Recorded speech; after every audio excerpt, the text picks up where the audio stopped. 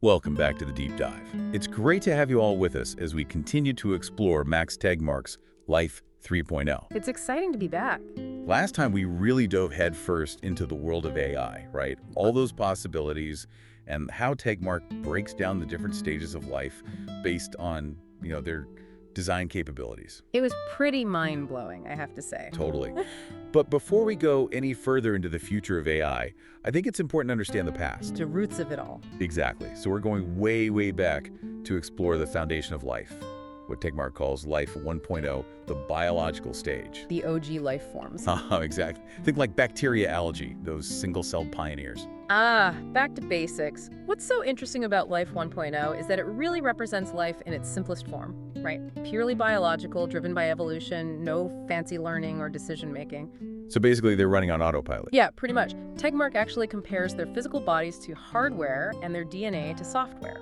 Okay, I like that analogy. And at this stage, both the hardware and software are essentially fixed. So unlike us, they can't, download new skills or upgrade their programming. Exactly. They're stuck with what they're born with, which means survival for these organisms is a matter of pure chance. Like a giant lottery. Exactly. Their DNA either matches the environment and they survive, or it doesn't, and, well, that's it.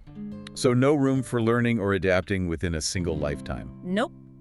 Any changes happen very gradually over generations through evolution. Okay, so let's talk about evolution for a second. I know it involves like DNA mutations, natural selection, but sometimes it all feels a bit abstract. Sure. Can you give us a concrete example? Like if we could zoom in and observe a single bacterium navigating a prehistoric ocean, what's its life actually like? Okay, so picture this vast ancient ocean teeming with microscopic life, and our little bacterium is just floating around growing, right? Its existence is this delicate dance where everything it does is dictated by its DNA, its software.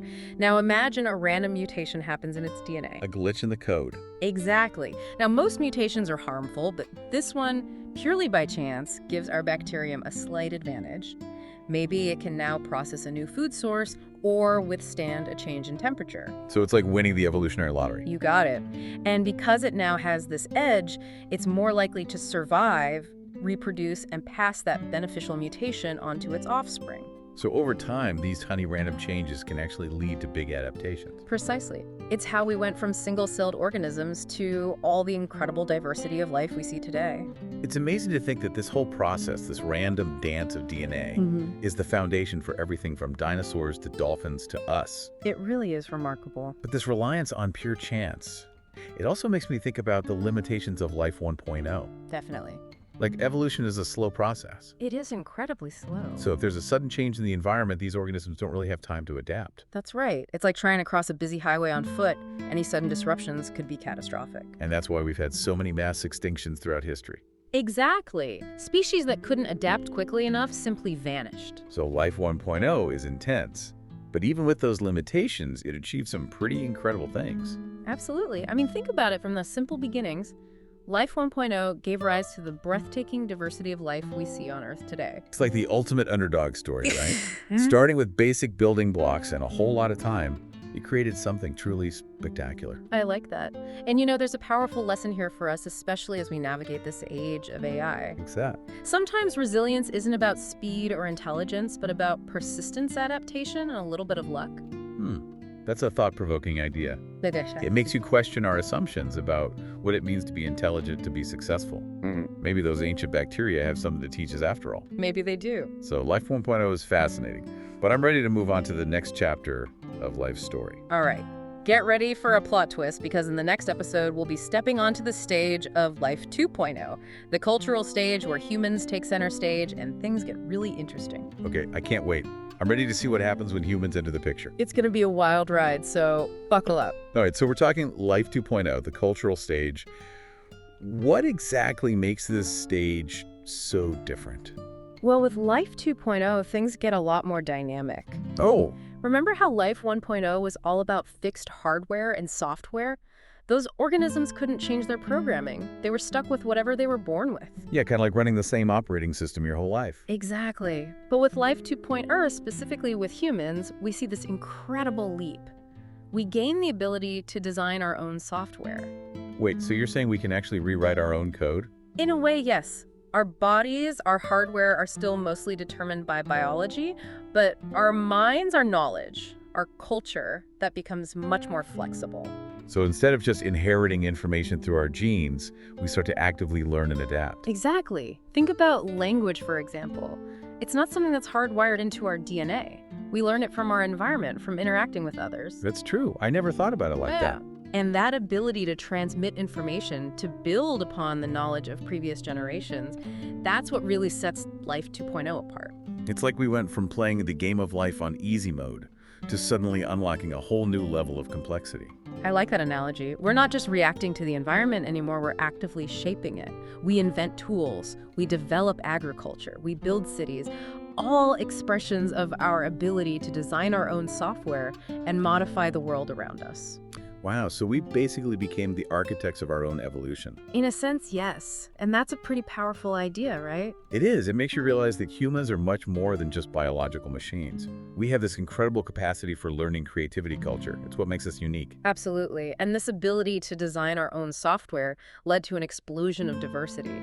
Just look at the countless languages, traditions, art forms, and belief systems that humans have created. It's mind-boggling. From surviving on instinct to writing symphonies and building rockets to space, it's a pretty remarkable journey. It really is. But I think it's important to remember that this transition from Life 1.0 to 2.0 wasn't some overnight event. Right, it was a gradual process. Exactly.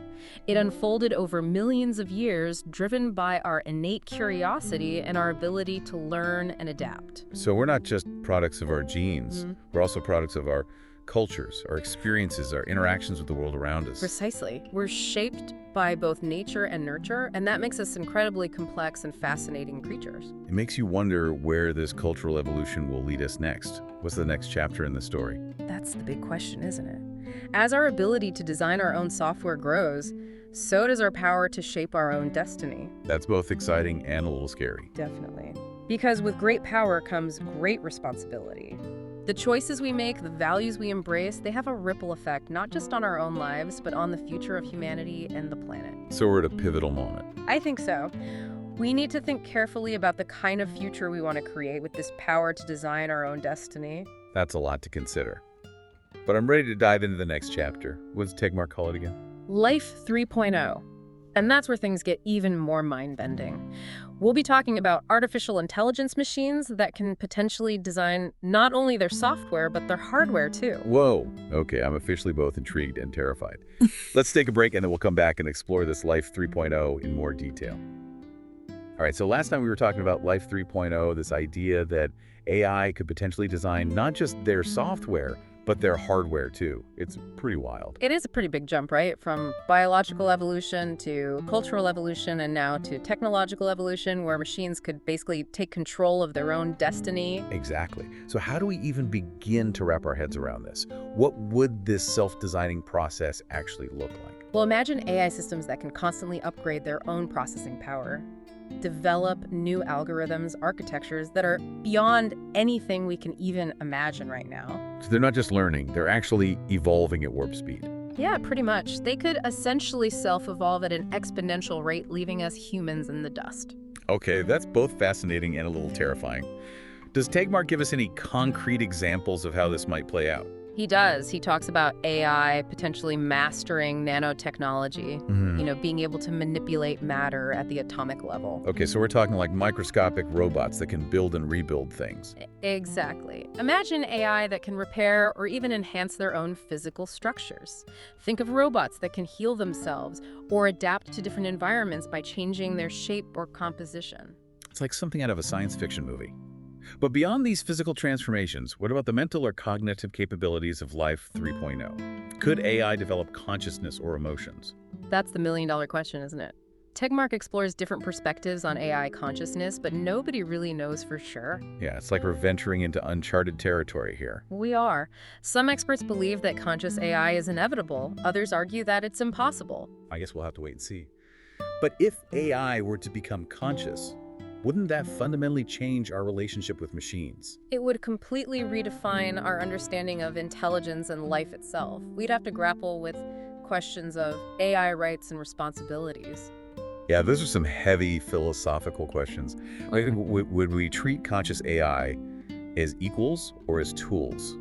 Would they have their own goals and desires? These are the kinds of dilemmas that Tegmark wants us to start thinking about now before it's too late. Right. It's not just about technological progress. It's about understanding the potential consequences and making sure we're steering AI in a direction that benefits humanity. Exactly. We need to be proactive, not reactive. We need to shape the future of AI rather than letting it shape us. So, as we wrap up this deep dive into Life 3.0, what's the key message you want our listeners to take away? The most important thing to remember is that the future of AI is not set in stone. It's not some predetermined outcome. It's a future that we are creating right now through our choices and actions. So it's not just a technological challenge, it's a human challenge. Precisely. We need to approach AI with both caution and optimism. We need to be mindful of the risks, but also open to the possibilities. I think that's a great note to end on. We've covered a lot of ground in these 3 episodes. From the humble beginnings of life to the mind-blowing potential of AI. It's been quite a journey. It has, and I hope our listeners are feeling inspired and ready to engage in these important conversations about the future. Me too. So to everyone listening out there, keep exploring, keep questioning, and keep those neurons firing. And be sure to check out Max Tegmarks' book, Life 3.0, for a deeper dive into these fascinating ideas. Until next time, stay curious, and thanks for joining us on the Deep Dive.